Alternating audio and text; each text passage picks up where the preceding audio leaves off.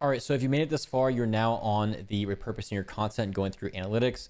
You just built your content categories. We've also shown you how to write content on LinkedIn. And I want to take and go to your analytics. So if you've been posting for, let's say, 1 to 2 weeks, maybe even 30 days, you can now go to your past content and find what you should be repurposing to essentially get more likes, more impressions, more views based on the stuff that's already been viral or done well on your account. So you don't have to redo all that process. You don't have to reinvent the wheel again. You can just use what's already been working. So for this step, I'm going to use Taplio for analytics. I love Taplio for the analytics side. I use it for all my analytics. You can use the native LinkedIn analytics, but it's a little bit more of a process. But LinkedIn does have great analytics. So you can use the free option, or you can use Taplio, which is the paid option, which gives you the dashboard for your analytics. But the option on LinkedIn Native is still amazing. You can do the exact same thing by exporting your analytics, but I'm just going to show you using Supergrow.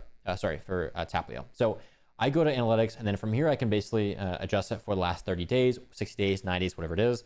And I'm going to go by likes. So most likes, you can do engagement, you can do views, whatever you want to track most. I'll just say likes. And then from here, I can take, let's say my top like 3 posts, and I can figure out what post this was. So I can go here, I can figure out what posts performed so well. So this one I actually got rid of, I believe. Oh, that's the one that doesn't count. Okay, this one right here.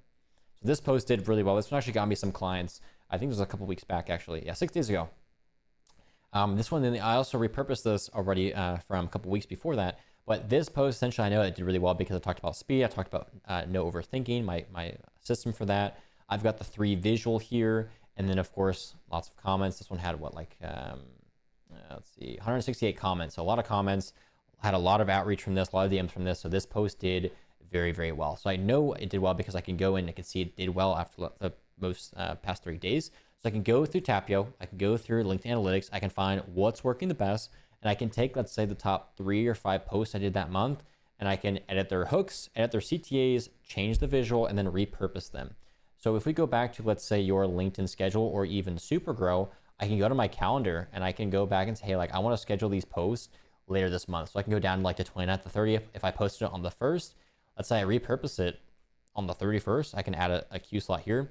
For this post, essentially, I would just change the hook here, so these first 2 lines. I'll probably change, maybe add a CTA. Since I know this post already performed well, I can assume it's going to perform well again. So I'll add a CTA, direct people where I really want them to go. So for this one, I'll probably add my school link down here. I'll probably add my newsletter so I get more people to drive to my email signups.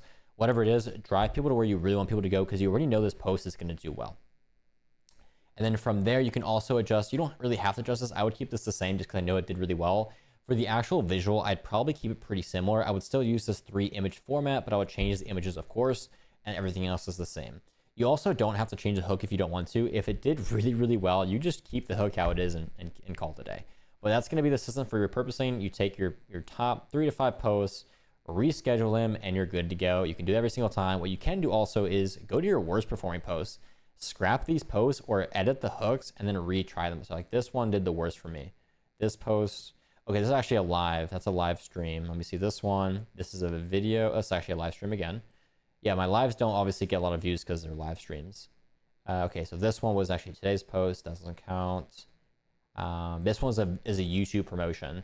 So this post did not do that good. So it's actually promoting my YouTube setup. I've got a link to my YouTube video. It only got like 1,500 impressions. It did all right. We've got like a decent amount of comments though, but this is my least performing post this month. So I can basically figure out, okay, I probably need to change this hook. I've officially built the Ultimate Content Creator Business Productivity Studio. Not the strongest hook. I'll definitely change that. I'll probably change the CTA to not send people over to my LinkedIn, or my YouTube, probably just say like, if you want the video, comment below and I'll give it to you. But yeah, this post only got 79 reactions. So I can take this, I can either scrape it from my strategy or perfect it and make it better. But that's what I'll do. Take like the worst post, fix them, take the best post, repurpose them, and do this every single month. You can do it every other couple weeks if you want, but I would just do it every single month, do this strategy, take the best, repurpose them, take the worst, scrape them or fix them, and then republish them. But yeah, that's going to be how to use your analytics, guys. The next step is the final phase for the 90-day challenge.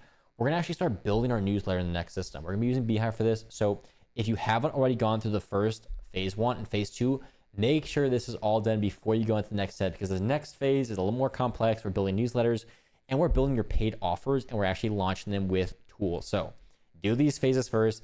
Then when you're ready, you can go on to the next step in the next video. But if you have any questions, again, drop them in the community on Skool and I'll answer them. The community will also answer them, and I'll see you in the next step.